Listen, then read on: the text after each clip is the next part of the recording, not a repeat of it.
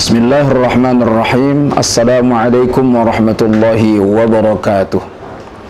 Alhamdulillahillazi allafa baina qulubina fa asbahna bi ni'mati ikhwana. Asyhadu an la ilaha illallah wahdahu la syarikalah wa asyhadu anna Muhammadan abduhu wa rasuluh alladzi la nabiyya ba'dah. Qala Allah ta'ala fi kitabihil karim. A'udzu billahi minasy syaithanir rajim. Ya ayyuhalladzina amanu qu anfusakum wa ahlikum nara. Shadaqallahul azim. Insan mandiri seluruh Indonesia, khususnya regional 1 Sumatera 1 yang dirahmati oleh Allah Subhanahu wa taala. Adapun topik kajian kita pada saat ini adalah membangun keluarga dalam bingkai Islam. Tidak ada satupun kita umat Islam yang tidak menginginkan bahwa keluarga kita adalah keluarga yang dilandasi oleh nilai-nilai Islam. Sebagaimana tadi ayat yang kami bacakan di awal ceramah tadi, Allah Subhanahu wa taala mengatakan, "Wahai orang-orang yang beriman, perihalalah diri kamu, bimbinglah diri kamu, ajaklah diri kamu. Setelah itu ajaklah keluarga kamu, ahli kamu, dari praktek-praktek pekerjaan yang bisa menyesatkan kalian dan menggiring kalian untuk masuk ke nerakanya Allah Subhanahu wa taala."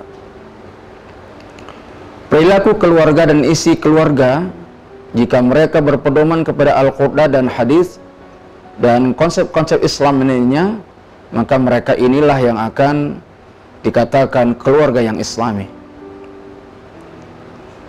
Insan mandiri se-Indonesia,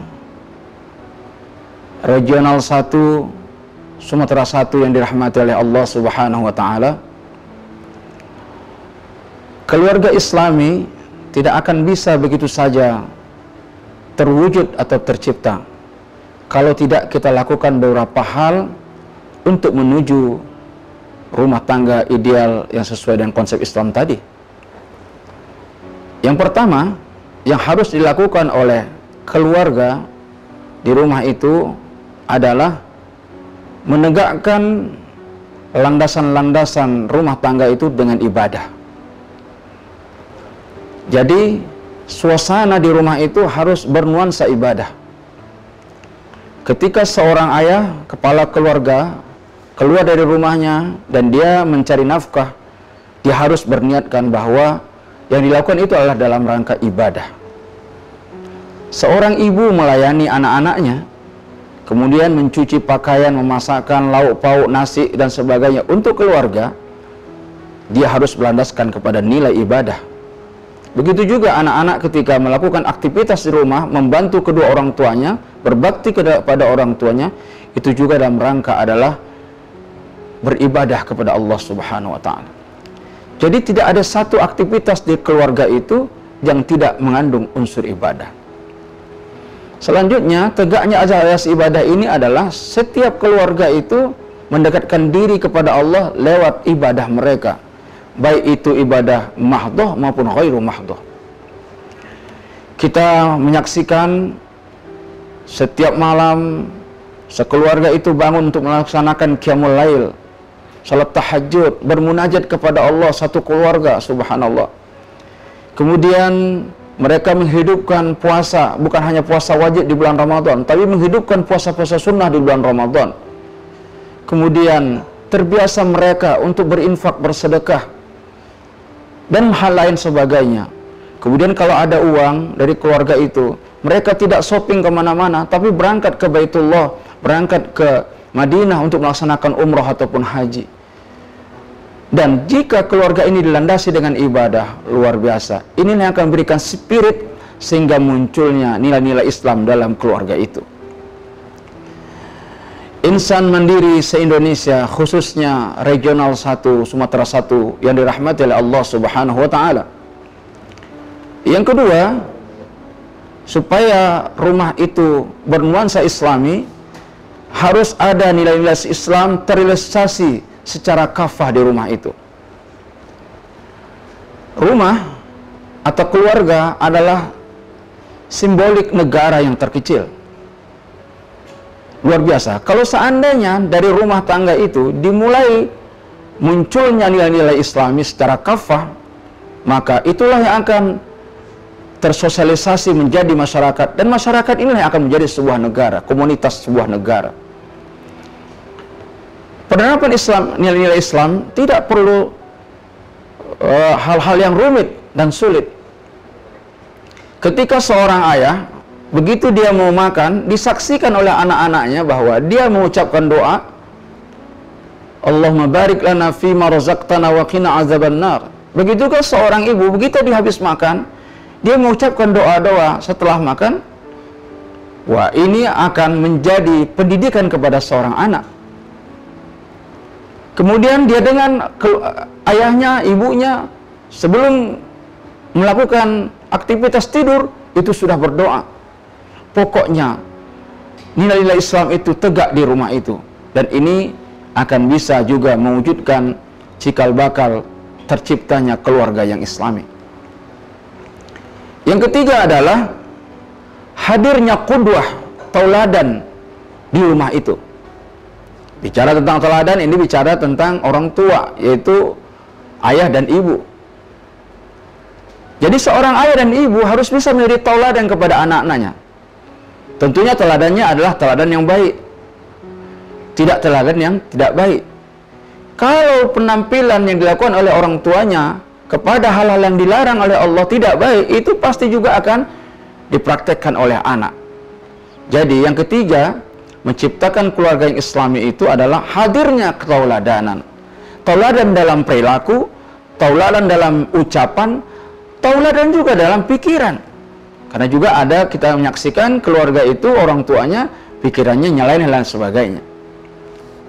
Kemudian yang keempat adalah masing-masing anggota keluarga itu harus bisa memposisikan diri mereka sesuai dengan konsep Islam.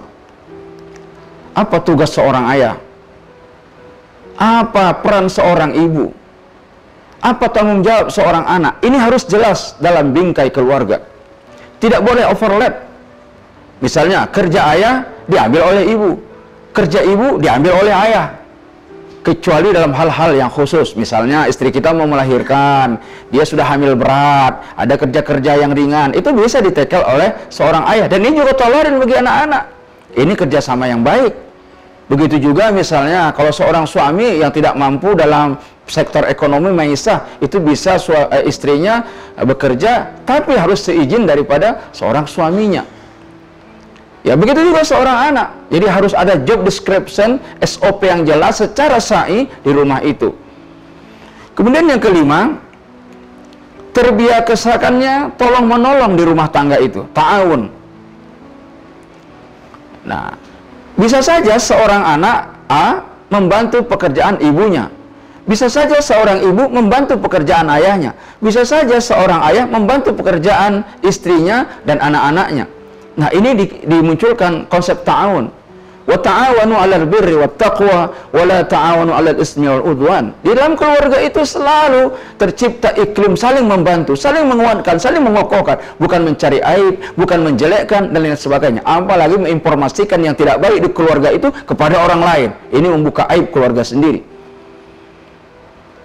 Insan Mandiri seluruh Indonesia, khususnya Regional 1 Sumatera 1 yang dirahmati oleh Allah Subhanahu wa taala.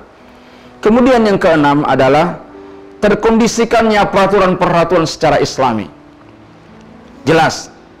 Kapan waktu salat, kapan bermain, kapan menyaksikan hiburan entertainment, itu harus jelas. Tidak boleh bertabrakan antara syariat dengan kebiasaan-kebiasaan yang tidak baik di rumah. Misal, waktu maghrib sudah azan maghrib sudah kumandang, tapi keluarga masih asik nonton TV. Ini harus bisa diambil alih oleh orang tuanya. Enggak benar ini. Kapan waktu baca Al-Quran? Bisa maghrib ke Isya. Ini harus diciptakan ini. Artinya tegaknya peraturan-peraturan secara Islami. Kalau anak tidak salat, ya iqab apa? Sanksi apa yang dibuat? Nah, ini harus jelas. Kalau misalnya anak tidak baca Quran, pendidikan apa yang mendidik bisa teguran dilakukan kepada seorang anak? Pokoknya harus jelas konsep Islami itu tegak di dalam rumah tangga itu. insan mandiri seluruh Indonesia, khususnya regional 1, Sumatera 1 yang dirahmati oleh Allah Subhanahu wa taala. Selanjutnya, keluarga Islam ini terbentuk tercukupkannya kebutuhan materi secara cukup. Saya ulangi, tercukupnya kebutuhan materi secara wajar atau secara cukup. Jadi secara wajar, ada wajar. Artinya tidak boleh ada tuntutan di dalam keluarga itu atau anggota keluarga itu kepada seorang ayah yang karena kapasitasnya seperti itulah yang bisa dia sampaikan, dia hasilkan keuangan di keluarga itu. Tidak boleh dipaksakan. Dan itu kalau dipaksakan nanti bisa nanti kerja-kerja seorang ayah menyimpang dari hal syariat Islam. Tapi bagi seorang ayah, al-qiyadah, pemimpin dalam rumah tangga, dia harus bisa memberikan kebutuhan ya material, katakanlah makanan kepada keluarganya secara cukup dan wajar, yang wajar. Dan tidak boleh pula berlebihan. Nah, dan ini dilarang oleh agama. Ya, kenapa? Karena yang berlebihan itu adalah kana ikhwatus syaitan, itu adalah kawannya syaitan. Para pemirsa yang dirahmati oleh Allah Subhanahu wa taala. Kemudian yang ke-8, rumah tangga yang Islami itu adalah rumah tangga yang dihindarkan dari keluarga itu hal-hal yang tidak sesuai dengan semangat Islami. Jadi keluarga itu dihindarkan dari hal-hal yang tidak Islami. Sekarang banyak yang mengganggu keluarga, termasuk teknologi, yaitu handphone, ya, alat elektronika yang lainnya. Bisa terkadang keluarga itu asik memain itu, lupa dengan syariat Allah, lupa dengan panggilan Allah Subhanahu wa taala. Bisa juga kadang-kadang fitnah itu muncul di keluarga. Ketika masing-masing individu tidak bisa menjaga diri, terlibat aktif dengan alat elektronika, nah ini bisa berhubungan dengan yang lain dan bisa pecah keluarga, bisa amburadul atau bercerai-berai keluarga ini. Apabila tidak ditertibkan yang kami katakan tadi itu, alat-alat elektronika yang berada di rumah. Apalagi kalau ditonton misalnya dari alat-alat itu hal-hal yang dilarang oleh Allah Subhanahu wa taala.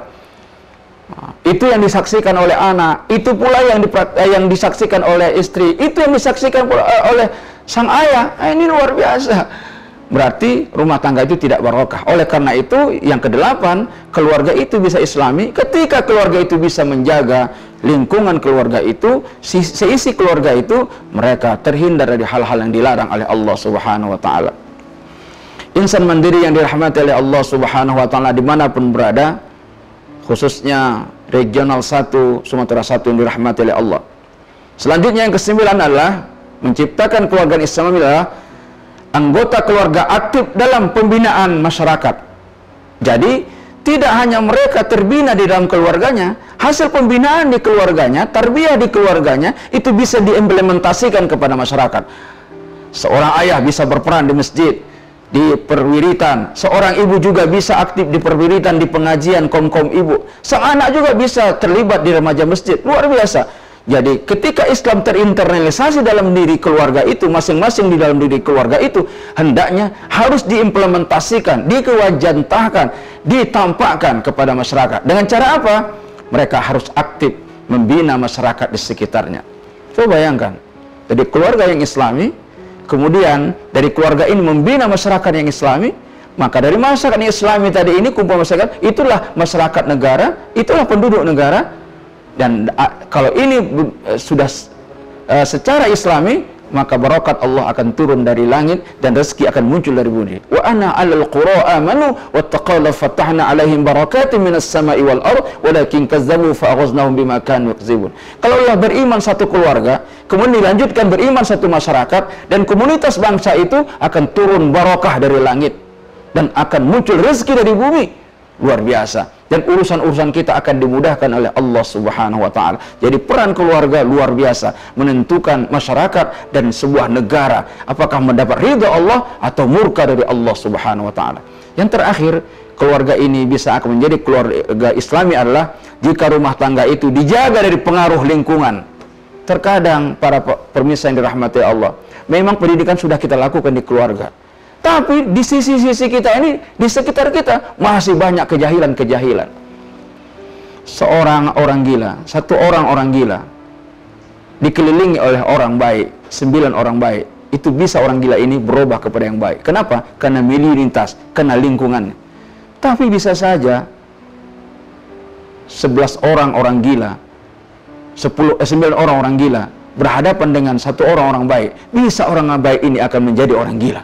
Ini apa? Pengaruh milenium, yaitu pengaruh dari lingkungan. Oleh karena itu, keluarga ini jika akan bisa menjadi keluarga Islami, bukan hanya dibentenginya keluarganya, tapi juga dia bisa menyebarluaskan apa yang ada yang terbaik di keluarga itu kepada masyarakatnya, sehingga masyarakatnya terhindar dari hal-hal dilarang oleh Allah. Yang kita takutkan adalah ketika ada sekelompok keluarga melakukan yang tidak baik, kemaksiatan, tapi bisa orang-orang yang beriman di sekitar itu akan merasakan dampak dari kemaksiatan mereka kepada Allah. Takutlah kalian kepada bencana, kepada marah Allah, yang itu tidak hanya menimpa orang-orang yang berbuat maksiat saja. Orang yang beriman pun bisa kena. Ketahuilah bahwa azab Allah itu sangat pedih sekali, dan dia bisa meluluh lantakkan orang-orang yang termasuk beriman di sisi Allah Subhanahu wa Ta'ala. Oleh karena itu, agar tidak datang marah Allah, murka Allah, dakwah harus kita sebarkan. Dan dakwah ini maunya berangkat dari pribadi, kemudian keluar dari keluarga dakwah ini, dan setelah itu dakwah ini bisa menjadi kebiasaan di masyarakat kita. Permisi yang dirahmati oleh Allah Subhanahu wa Ta'ala. Allah Subhanahu wa Ta'ala Maha kasih sayang kepada kita, khususnya umat Muhammad. Disediakannya 1 bulan kepada kita sebenarnya adalah untuk melatih kita dan keluarga kita dekat kepada Allah Subhanahu wa Ta'ala. Ada waktu berbuka, di situ dianjurkan kita bersama-sama dengan keluarga untuk melakukan harmonisasi dalam lingkungan keluarga. Ada waktu sahur, kita makan bersama. Luar biasa ini, apalagi dalam situasi COVID-19 ini. Ada istilah stay home, ada istilah lockdown. Kita sekarang dirumahkan. Kenapa tak dimanfaatkan kesempatan ini untuk mendidik keluarga kita, untuk mengajak keluarga kita dekat kepada Allah, mengamalkan syariat Islam, dibingkai dengan bulan Ramadan yang penuh berkah dan maghfirah ini, bulan yang penuh dengan pendidikan ini. Kita berdoa, mudah-mudahan selama 1 bulan ini, 30 hari ini, kita terdidik untuk bisa menciptakan keluarga yang Islami. Aqulu qouli hadza wassalamu alaikum warahmatullahi wabarakatuh.